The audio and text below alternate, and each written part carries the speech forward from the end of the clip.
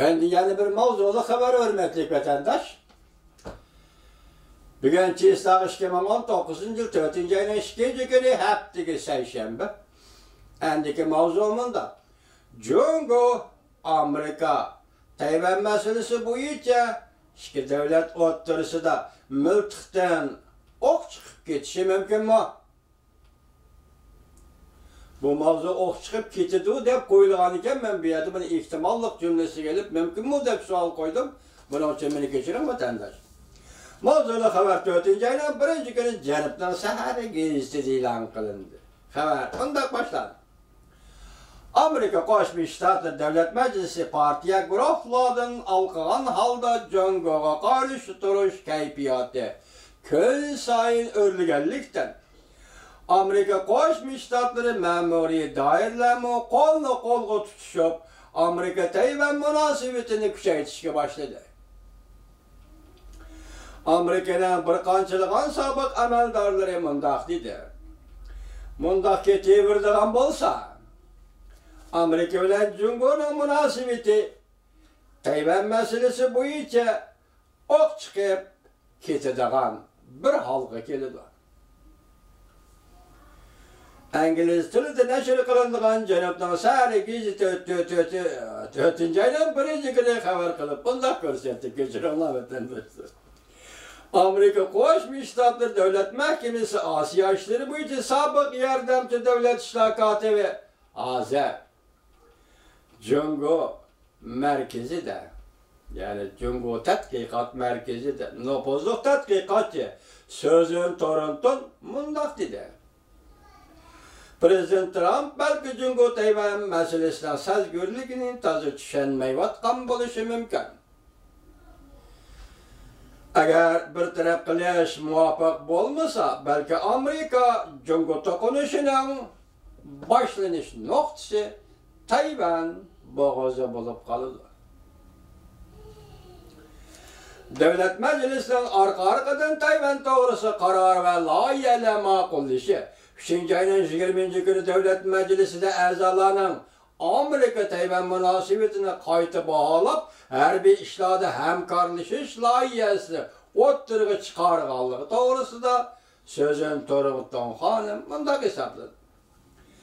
Amerikaning qattiq qo'l siyosiy yo'llari Delazar o'zlarining siyosiy kuch maydonini eng yuqori nuqtaga ko'tardi dedi.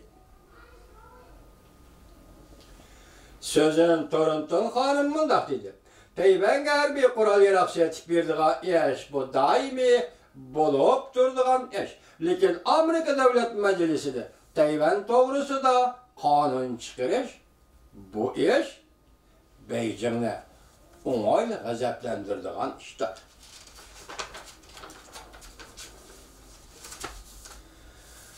Xabarda bundoq ko'rsatildi.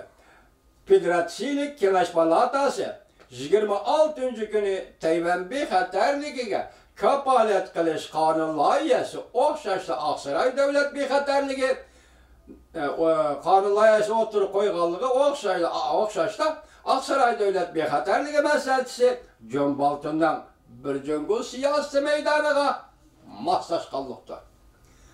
Davlat Majlisida 26-kuni Tayvan bexatarligi kapolat qilish qonun loyihasi o'tirib qo'yildi. Bu dal Davlat bexatarligi maslahatchisi Jon Boltonning so'ziga muvofiqlashganlik yoki moslashganlikdir. Amerikaning Tayvanda turishliq sobiq vakili Richard Bush mundaq dedi. Bu ish mislsiz ishdir. Bu qonun loyiha agar ma'qullanadigan bo'lsa, qonun talab qilingan Tayvanni harbiy manevriga qatnashtirish talablari ko'pchilik va Prezident Trump hukumati navbati Tayvanga F-16 belgilab 60 dona harbiy aeroplan sotib berishni tasdiqlaganligi bu harakat Beijingni g'azablantirdi. Aqsaray va Davlat Mahkamasi Amerika Qo'shma Shtatlari Davlat Majlisi Jungoga qarshi turib Tayvanga do'stona bo'lish vaziyati yaratdi. Bu doğruda ismini aşkarlaştı kalamagan bir nefer yukarı derecelik əməldar mundaq dedi.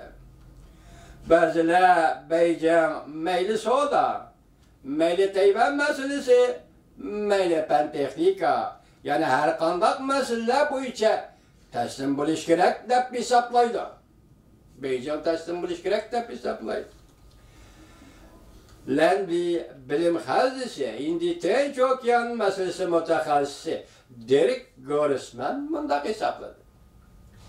Prezident Trump hükümeti ile Amerika Devlet Meclisi birdeklikle erişip Amerika Tayvan münasebetini yukarı götürüşü cümleden her bir müdafiaa işleri boyunca hem yukarı götürüşünü ümit kılımız.